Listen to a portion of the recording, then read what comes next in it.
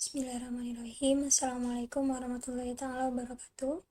Saya Retanti Aprilia, mahasiswa hukum Universitas Muhammadiyah Surabaya.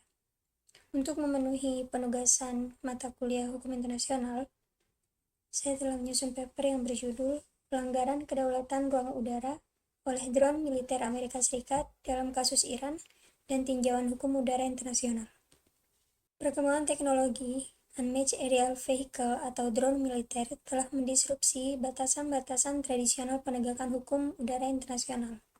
Kasus penembakan drone militer Amerika Serikat RQ-4A Global Hawk oleh Korps Garda Revolusi Islam atau IRGC Iran di kawasan Selat Hormuz memicu perdebatan yuridis terkait batasan kedaulatan ruang udara nasional dan ruang udara internasional. Tulisan ini menganalisis status hukum drone militer sebagai state aircraft berdasarkan Konvensi Chicago 1944.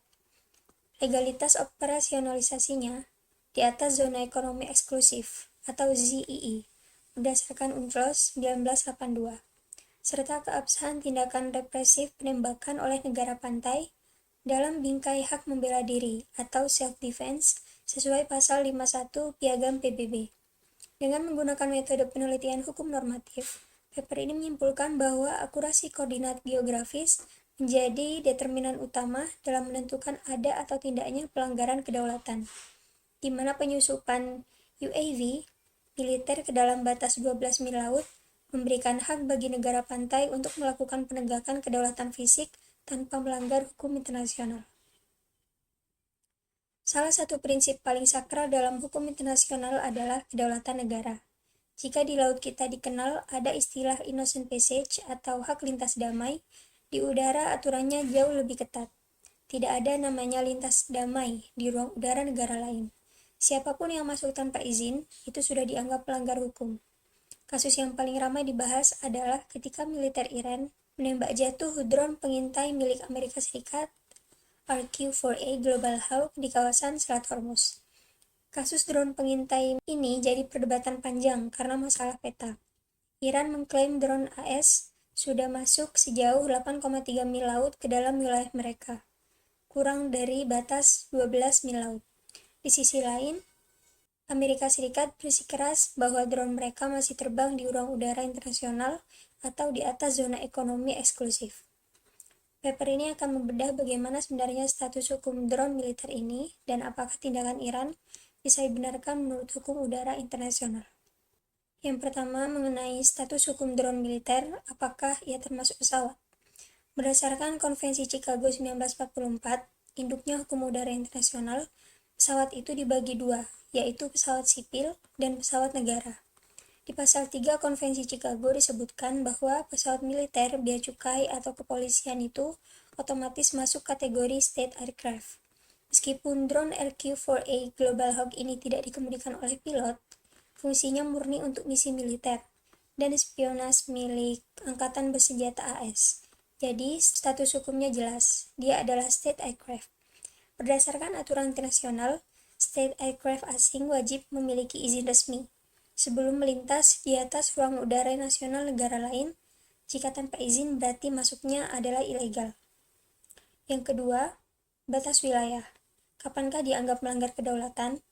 Untuk menentukan apakah Amerika Serikat melanggar kedaulatan Iran, kita harus mengacu pada UNCLOS 1982, Hukum Laut Internasional, karena batas ruang udara itu mengikuti wilayah laut di bawahnya. Ruang udara nasional adalah ruang udara di atas daratan dan laut teritorial, sejauh 12 mil laut dari garis pantai. Di sini berlaku kedaulatan penuh dan eksklusif. Ruang udara internasional adalah ruang udara di atas ZEE, sampai 200 mil laut, dan laut lepas. Di sini semua negara memiliki hak bebas terbang, freedom of overflight. Disinilah letak sengketanya. Jika memakai klaim koordinat GPS versi Iran, drone Amerika Serikat sudah pasti melanggar kedaulatan karena masuk ke wilayah 12 mil laut mereka tanpa izin. Tapi jika menggunakan klaim versi Amerika Serikat, mereka tidak melanggar karena masih di wilayah ZEE. Tetapi dalam banyak diskusi akademik, bukti koordinat yang dirilis Iran dinilai cukup kuat dan detail. Yang ketiga, legalitas tindakan Iran menembak jatuh drone. Apakah diperbolehkan sebuah negara langsung menembak jatuh aset militer asing yang menyusup? Tindakan Iran melumpuhkan drone AS dengan rudal permukaan ke udara menimbulkan perdebatan mengenai proporsionalitas penggunaan kekerasan atau use of force dalam hukum internasional. Iran menggunakan dalih hak membela diri yang inheren berdasarkan pasal 51 Piagam PBB guna merespon ancaman terhadap keamanan nasionalnya. Namun, doktrin hukum internasional menetapkan syarat ketat bahwa self-defense hanya dapat dipicu oleh adanya serangan bersenjata atau armed attack. Sementara drone AS ini hanya drone pengintai tak bersenjata, bukan drone pengebom, jadi belum bisa dikatakan sebagai serangan militer aktif. Tapi tindakan Iran ini tetap bisa dibenarkan melalui doktrin penegakan kedaulatan. Biasanya, jika ada pesawat yang berawak atau memiliki pilot yang melanggar sebuah wilayah, negara pantai tidak diperbolehkan menembak langsung, karena ada aspek kemanusiaan, pasal BIS Konvensi Chicago. Harus ada komunikasi melalui radio terlebih dahulu, diminta pergi atau dipaksa mendarat. Tetapi karena ini adalah drone, maka berbeda lagi, karena tidak ada nyawa manusia yang terancam di dalamnya. Oleh karena itu, dalam praktik negara-negara di dunia, menembak jatuh drone militer asing yang menyusup ke dalam wilayah kedaulatan dianggap sebagai tindakan defensif yang sah dan proporsional untuk melindungi keamanan nasional.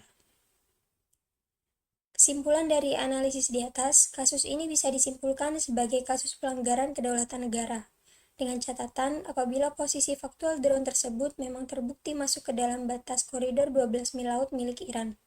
Sebagai state aircraft, Amerika Serikat tidak memiliki hak legal untuk menerbangkan drone militer di ruang udara nasional Iran tanpa izin.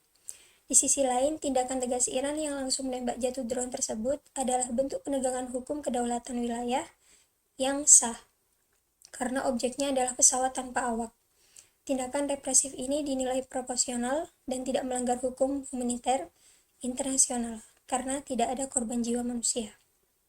Sekian dari saya. Assalamualaikum warahmatullahi wabarakatuh.